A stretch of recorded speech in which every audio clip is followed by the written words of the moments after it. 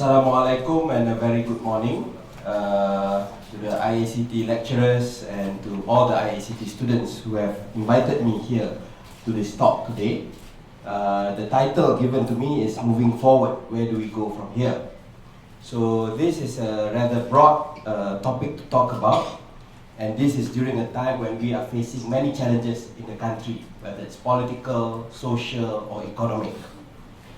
At the moment, it seems that our stumbling block is a lack of unity, not only among our leaders, but to an extent among the people as well. For the leaders, unity and a desire to serve the people should have been our watchwords.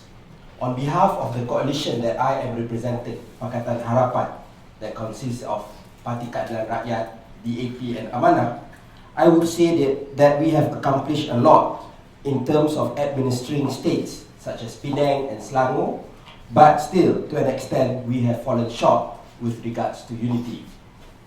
But this is not the time for recriminations.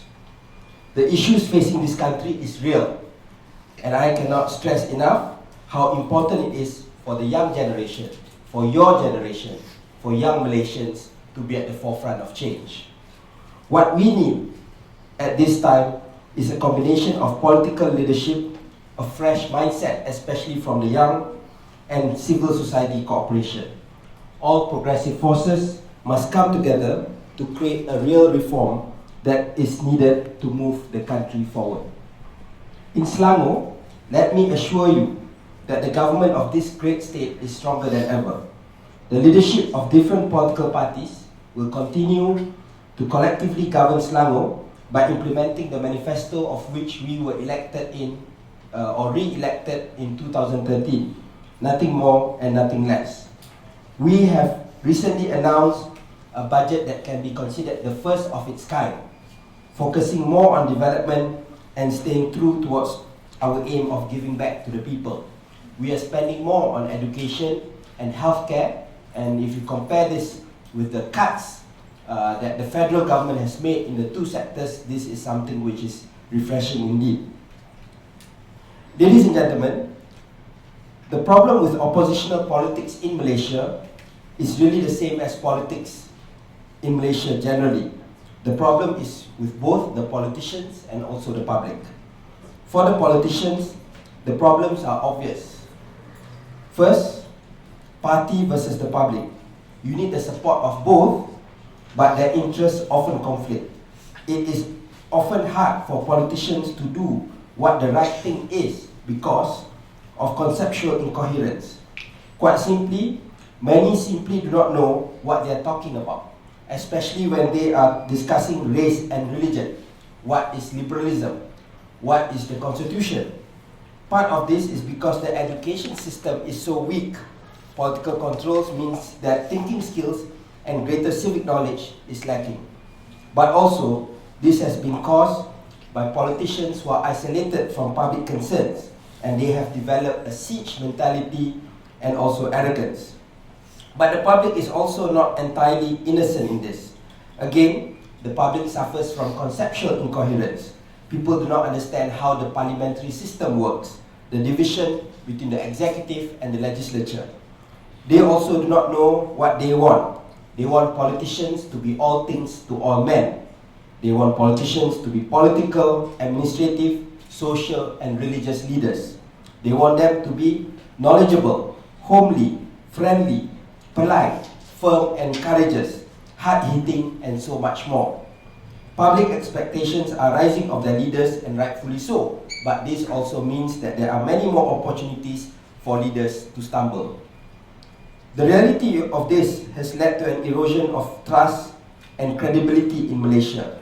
The public doesn't trust its leaders, and leaders simply do not understand the public. No one learns any lessons, or otherwise they draw the completely wrong ones. We can draw so many different conclusions from the state of our country. From the scandals that we all know about, to the religious intolerance, from mega corruptions, to continued harassment of the people. This is not how we want this country to be. No one wants a country, no one wants a Malaysia that continues to feed on its ignorance. and continue to widen the gap between the rural and city people, between the different races and also the different genders. We are seeing the young ones, your generation, struggling to cope with the current living conditions. Ensuring that they have a good quality of life should be the priority. However, this too seems to be at the back burner. So what is the way forward? We need to learn to live together and to respect each other's differences, even as we seek to move Malaysia forward in a geopolitically and economically challenging world. The Constitution and Rukun Negara must be our guide. We must understand that the Constitution and Rukun Negara is not about putting one group above the other, but rather providing us the means of which we can all live together and prosper. Also, political parties cannot do it on their own. Positive political change in Malaysia cannot happen without changing people's attitudes, including towards race and religion. Politicians cannot affect social change by ourselves. That is not our role, and even if it was, we cannot do it without the other forces in society, especially civil society. These changes are for the future, towards creating a greater legacy for our children. Legacy does not necessarily mean to have tall buildings, another KLCC, or a grand infrastructure, or a park named after you. A good legacy is a lasting one.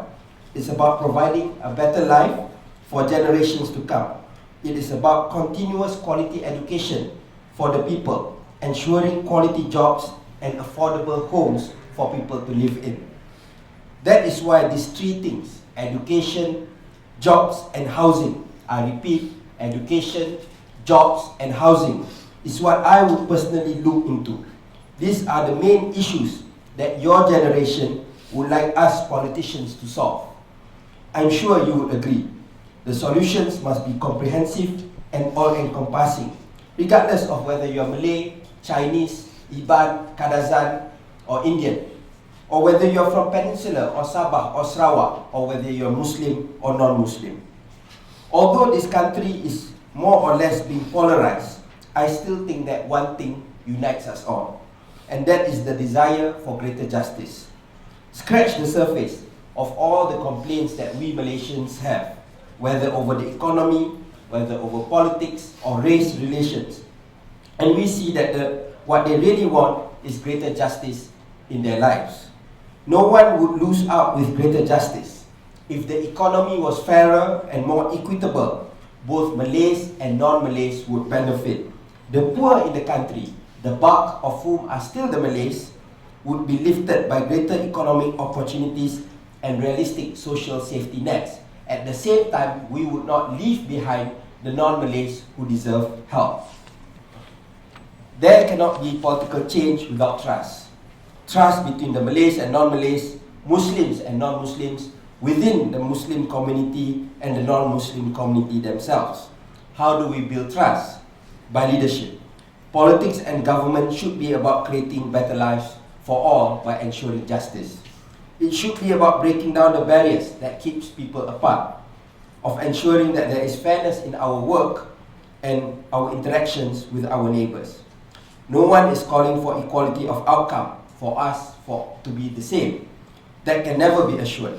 But no one in their right minds will be against the equality of opportunity, for each of us to be given the same chances, the same opportunity to succeed in this world. We need leadership that puts justice first, which has the moral and intellectual credibility that can restore the people's trust in the system. When that trust is restored, reform will follow, whether it be economic, political, or social. All of this must be led by you, by the younger generation of this country. So my speech is quite short, so I leave a lot of room for question and answer, which I think is more useful for this talk today. Thank you very much.